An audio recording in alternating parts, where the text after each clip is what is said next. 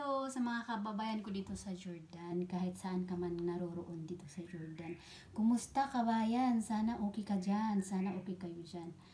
Kung naghahanap man kayo ng mapapadalahan na safety at walang hassle, inaanyayaan ko po kayo na pumunta na kayo dito sa kumpanya na to. Nasa taas yung pangalan ng kumpanya, tsaka location, tsaka number. Ayan, nasa taas ng video na inilagay na ni Mariam. So, yun, puntahan nyo yung location na yan sa garden area ng Jordan ng Amman. Kung saan ka man ngayon, naghahanap ka ng safety na isisend yung pera mo na malaki sa Pilipinas o kahit saan man yan. Ma-BDO, mapalawan o ma-Gcash o kung ano man yan. Please, punta na kayo dito kasi ito talaga ininiyayaan ko kayong pumunta dito kasi safety talaga to. For 4 years dito ako nagpapadala. Safety siya. Napaka-easy. Walang hassle. Mga friendly yung staff. Ang bango-bango ng opisina. Ang linis-linis. Makikita nyo yan pag nandyan kayo sa garden. Makikita nyo yan.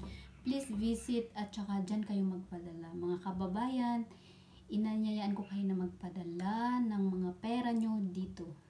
Andito, ipapakita natin yung video. Salamat! Sana pumunta kayo tapos tatanungin nyo kung saan si Mariam. Tapos doon kayo magpadala. Ayan guys, makikita nyo yan sa labas kapag nasa road kayo ng garden. Makikita nyo sa labas na merong nakalagay na future. Tapos manigram yung nakabalandra dyan sa kanilang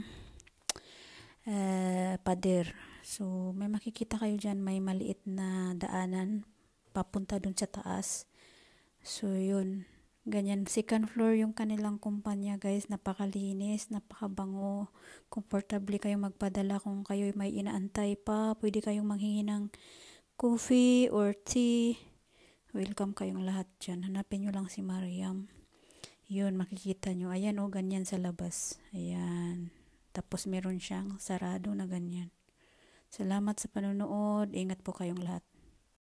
Punta na kayo guys. Punta na kayo kasi sinabihan ko yung alaga ko na bawat may Pilipina magsisend, bigyan mo ng free ball pen. Or pwede din kayo magpa-picture sa kanya. sabihin nyo sa akin na nagpadala na kayo doon at nakapagpa-picture na kayo doon sa alaga ko. Kasi friendly yan siya. Walang problema sa kanya. Yan. See you there. See you.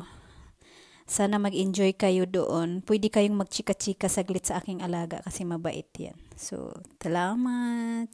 Sana magpadala kayo dyan makikita nyo yan sa labas kapag nasa sasakyan kayo or naglalakad-lakad kayo. Makikita nyo yan. Ayan nakabalandrang ganun. Diba?